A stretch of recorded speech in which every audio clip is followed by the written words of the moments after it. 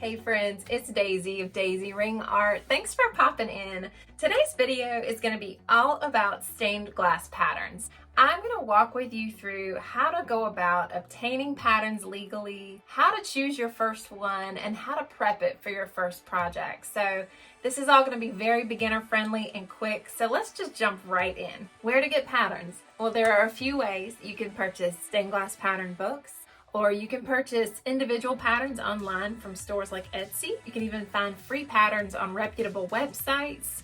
I personally have decided not to sell my patterns, not now anyway. There are so many great patterns out there that you can obtain legally. Okay, choosing your first pattern. When you're starting out, choose something simple. Look for patterns with fewer pieces, larger shapes, and curves that are not too tight. I would say avoid really tiny details until you get a little more practice under your belt. The first pattern I ever designed for myself, so the very first piece I ever did, was this simple geometric pattern, and I still use this to this day because I just love it. So if you really want to go beginner friendly, you can stick with something with all straight lines. Whatever you do, just don't be too ambitious this first time. And finally, preparing the pattern for the project. There are multiple ways you can do this, but first I'm going to share with you what I do, and then I'll talk to you about some of the other methods. Once you've chosen your design, you're going to print or copy it to the right size. I always make 2 copies. One stays whole as my master pattern, and then the other is the one that I'll cut into pieces. I recommend printing on a thick cardstock. It makes for much sturdier pattern pieces, easier to trace around, they'll hold up better while you're working, and they can last for multiple uses. I also highly recommend laminating your master pattern or sliding it into a plastic sleeve, because when you're working with your grinder, these glass pieces are going to get really wet, and a piece of uncoated cardstock is not going to hold up for very long. Now, some people use pattern shears or foiling shears when they're cutting their pattern pieces. I personally do not like them at all. What they do is they cut out a little tiny strip in between your pieces, which makes sense because you need to account for a little bit of space for copper foil and your solder. But I find them so awkward to use, and I have figured out another way. I prefer to cut the pattern pieces with regular scissors very carefully, and then I trace onto my glass with a fine tip Sharpie or oil-based marker. And when I go to score the glass, I score just slightly to the inside of my trace line. Now, I showed this in my previous video about glass cutting, so feel free to check that out after this video. But this method just feels more natural for me, and you still get the space you need for the foil and the solder lines this way. It works great. Now, if you are working with textured glass, remember, you have to score the smooth side, meaning that you're gonna need to flip your pattern piece over when tracing. That way your texture is going to be on the front of the design, as I'm sure you would want it to be.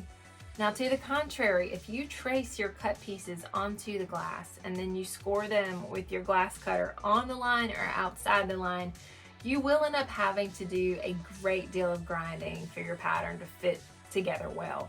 And if it looks like it fits together well at first, you're still going to possibly run into issues after you add copper foil to the edges, because that's going to expand the pattern ever so slightly, just enough to distort it. Been there, done that. So if you do it my way, just make sure that when you're scoring, that you are scoring toward the inside of that line.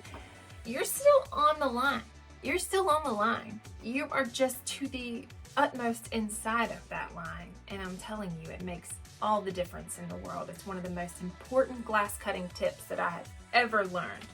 Be very mindful when you're cutting your cardstock pattern, and take your time with this, because if you cut your pattern pieces out sloppily, your project will ultimately look sloppy. So go ahead and set the trajectory for neatness by taking your time and cutting these pieces out neatly. So there are other methods for getting your pattern on your glass. You can also print on sticker paper or vellum paper, and what you would do is cut it out, and if the back doesn't have adhesive on it, you can actually use the glue stick and just stick your pieces straight onto your glass, and that way you can just score around them tightly.